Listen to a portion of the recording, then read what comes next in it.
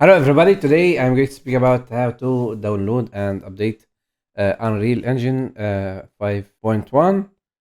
From here, just you need to add this from this cursor and you can choose 5.1 and you can install it. Installation, install, uninstall again, yes.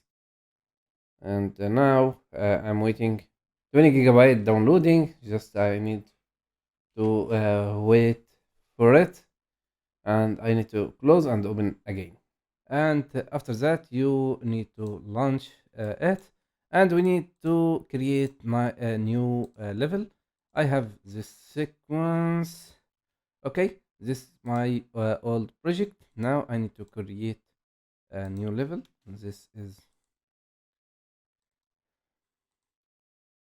This is my old project I created, and all of this asset you can download it for free, and just I create all of them and recreate this landscape, and I have tutorial about how to create this nice island.